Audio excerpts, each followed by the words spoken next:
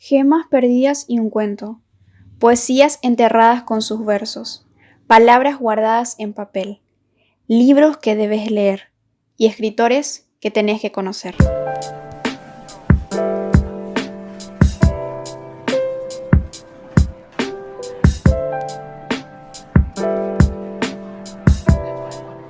En el mes de octubre del año 2021, asistí a la feria y festival que se realizó con el objetivo de celebrar el segundo aniversario de la designación de la ciudad de Areguá como ciudad creativa por la UNESCO.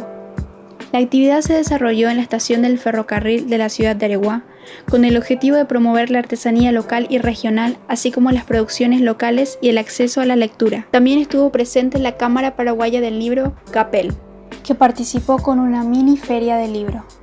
Allí acompañamos al escritor José Monín. En el episodio número 2 de Escritoras, Escritores y otros tesoros, conoceremos un poco más a este autor paraguayo. José Monín nació el 5 de febrero de 1984 en la ciudad de Asunción. Actualmente vive en la ciudad de Limpio. Es poeta, cuentista, novelista y gestor cultural, ideólogo de la primera antología literaria Cuentos y Poemas alrededor del Sol. Para nuestra entrevista visitamos el Centro Cultural de la ciudad Carlos Colombino, Manzana de la Ribera. Es un espacio para encuentros culturales, recreativos y de reflexión. Gracias por el espacio y también tengo que agradecer a la Manzana de la Ribera, a la Biblioteca Municipal Augusto Roa Bastos por el espacio que nos está brindando para hacer una reedición de nuestra entrevista. Y yo vivo en la ciudad de Limpio y empecé a escribir desde los 13 años. En esa época era época de escuela, entrando ya a colegio, vamos a decirle. Empecé a escribir así poemas breves, poemas resumidos. En nuestra época le llamábamos versos, le llamábamos leer versos, decía, y eran poemas cortitas. ¿Crónicas de mi sangre fue tu primera publicación? No. Mi primera publicación del libro fue La batalla por los reinos, este libro que está acá. ¿Y cómo fue esa experiencia de publicar por primera vez un libro en físico? Y realmente no hay una descripción para decir o para expresar lo que sentís. Es una experiencia única sacar un libro.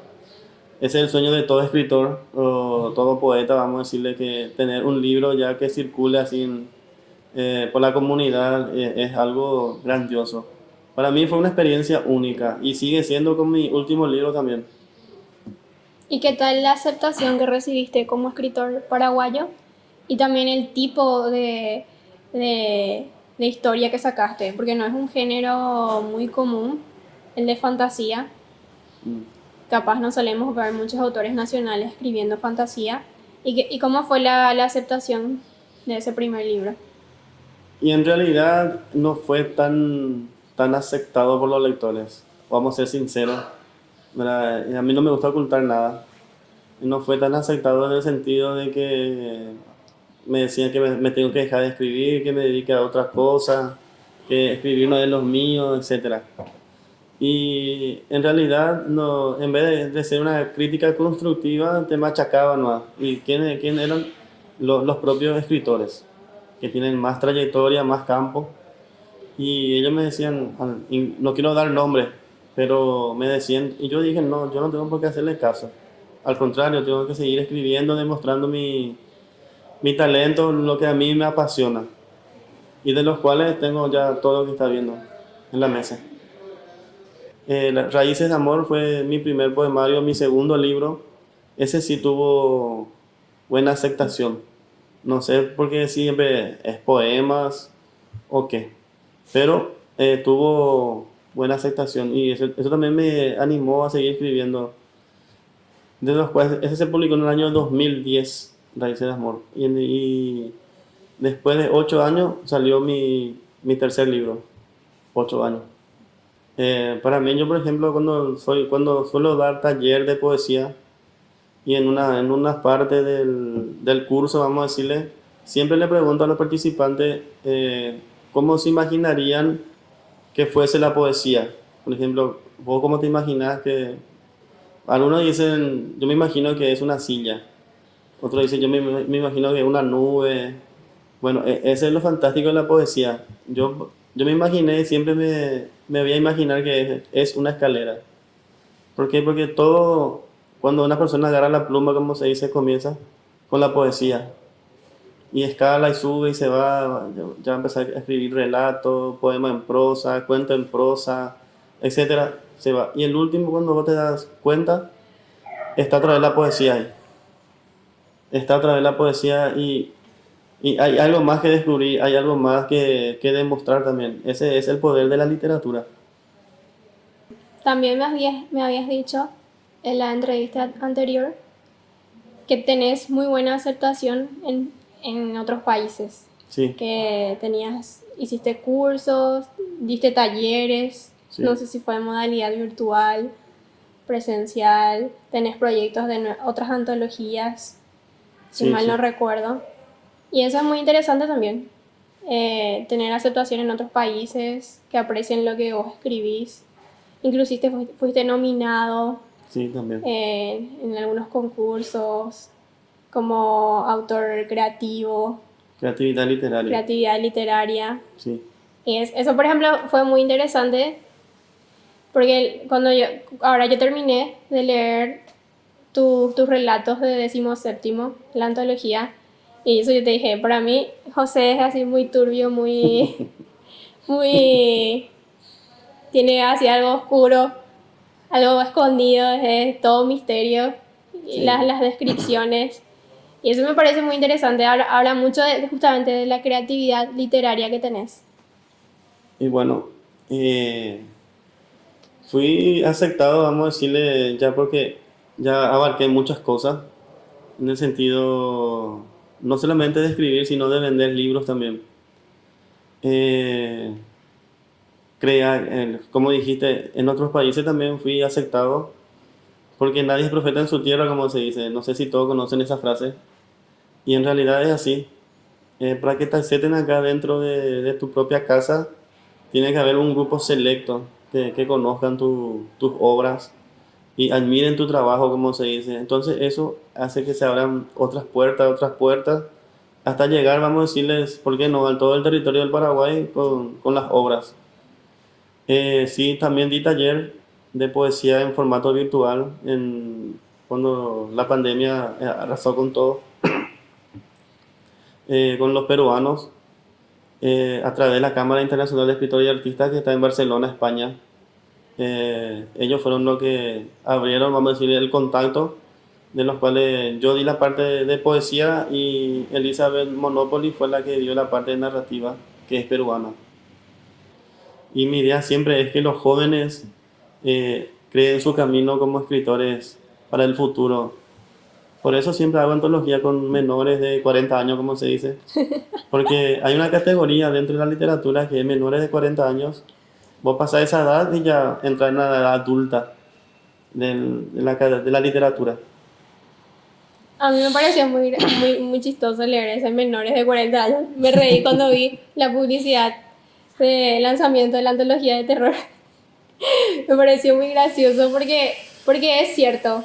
Si bien hay muchos escritores jóvenes en nuestro país, muy pocas veces vemos escritores menores de 40 años en conferencias, en concursos, en reuniones literarias, en encuentros de escritores. Sí, Eso yo lo había comentado con otros escritores, con otras escritoras, que muy pocas veces hay escritores menores de 40 años. O sea, existen en nuestro país, pero no los vemos ahí donde tienen que estar. sí, Y eso yo había compartido con una escritora que yo había ido a un encuentro y yo era la única menor de 20 años, de 30 años, no sé. Y siempre decimos que es aburrida la literatura de los mayores de 40 años, que no nos gusta leer a los jóvenes. Y no es tanto así, pero también se necesita la participación de los jóvenes.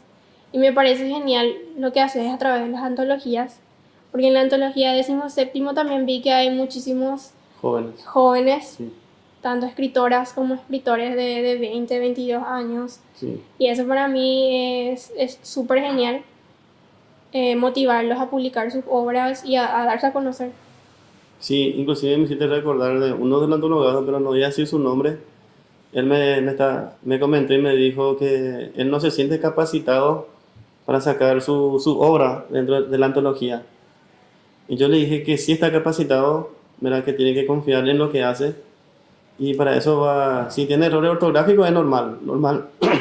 Cualquiera se le puede pasar esos errores, para eso, como se dice, entra en corrección las obras, y de los cuales una de sus obras es uno de los mejores que están dentro de la antología. Después que él tuvo, vamos a decirle, esa vergüenza, él decía, no, me van a criticar, me van a machacar, pero si vamos a pensar por eso, nunca vamos a publicar. Ciertamente nuestra obra puede caer en las peores manos, como se dice, y en vez de criticar, destruyen y desaniman a una persona que comienza. Sí, y de hecho, en un encuentro que yo también fui acompañada de mi mamá, yo tenía 16, 15, 16 años, y todo el mundo, ay, vos sos la escritora, mi mamá así le estrechaba la mano, y mi mamá, gracias, decía mi mamá, y no, yo no soy la escritora, decía mi mamá, mi hija es la escritora, tu hija, y dice, tu hija, ¿y qué escribe? ¿Verdad? Así. Sí, Y cuando siempre pasábamos para saludar a personas, siempre, hola, la escritora, le decían a mi mamá, yo me quedaba tipo así. Y es muy simpático eso, porque nadie espera de alguien tan joven que esté escribiendo y que escriba algo serio, algo interesante, algo bueno para el público en general. Y pasa mucho eso. Es cierto, y creo que no me pasa solamente a mí, sino a muchos autores. Incluso a vos te habrá pasado también, te sigue pasando. sí. Por justamente eso, no vemos escritores menores de 40 años. Pablo Neruda decía que el poema no es de quien la escribe, sino de quien la necesite. Y yo creo que las obras también son así. Tengo obras en casa, en el archivo, como se dice, como 50 obras. Que una vez le dije a mi Eno Cayetano, que es mi editor, ¿qué tal si sacamos en un año 50 libros? Imposible. Pero yo tengo ahí imposible para la editorial, pero no para mí, porque yo tengo las obras archivadas. Y hay de todo, de todo. Y yo voy seleccionando, como se dice. Para el año que viene quiero publicar poemas góticos. Me interesa mucho. Este año iba a publicar, pero mi editor me dijo, saca cuentos. Y entonces saqué Crónica de mi sangre 2, que es también una serie de cuentos de lo tradicional a la fantasía. Éramos niños, con la cara sucia, con los pies descalzos. Sin remeras andábamos por las calles. Los ancianos nos llamaban niños modernos, niños maleducados, niños de la patria. Éramos niños con olores a sudor, con mugres en los cuellos, quemados bajo el sol. Vendíamos botellas vacías, a veces cartón. Éramos niños despiertos, a veces tontos, sin celulares, sin nada en la red. Solo queríamos jugar pelota, descalzos, con ampollas en los pies. No había reloj, solo la orden de mamá antes que entre el sol. Para mí siempre escribir es algo natural, porque es algo que me apasiona, y como en la cabeza me viene, yo así mismo escribo. No trato de ajustar algunas cosas. Ciertamente hay protocolos, como se dice, todo, etcétera, pero ya es muy estructurado, hay mucha literatura estructurada y aburre, vamos a decirle. Mira, yo no digo que mis obras son excelentes, yo solamente hago lo que a mí me gusta. Mira, yo presento al público lo que yo sé hacer. Mira, y si al lector le gusta, excelente, y si no le gusta, excelente. Yo cuando escribí La batalla por los reinos, yo amanecía escribiendo, me dolía la cabeza. Me dolía, mi mamá eso me decía, estás a volver loco, mi hijo. Yo le decía, no, las 4 de la mañana yo seguía escribiendo. Pero eso es un tiempo nomás, no es todos los días ni toda la vida. Yo no escribo más de esa manera. ¿Por qué? Porque fue el tiempo donde yo tenía que escribir lo que me vino a la cabeza. De eso se trata la literatura. Una vez te levantas a las 3 de la mañana, un poema. Tenés que la trata de escribir. O si no, en el celular. Ya, bueno, a la era moderna con el celular, porque el celular siempre está al lado de la almohada. Esta biblioteca es mi casa, vamos a decirle. Porque yo hace casi 9 años que yo participé del taller de literatura acá, que dirigía, o bueno, sigue dirigiendo Jacobo Raskin, pero ahora en formato virtual.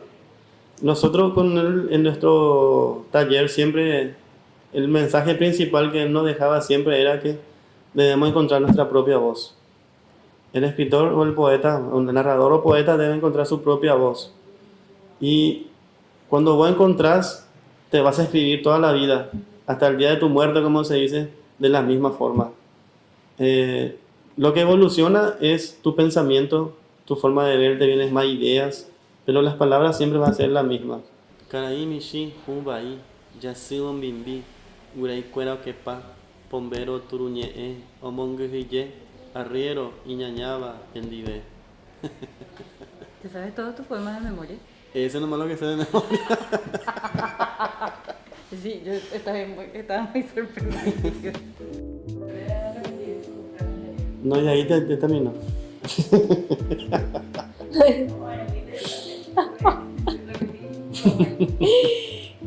¿Cómo era? ¿Dónde se quedó? Paraguay, un país lleno de tesoros escondidos.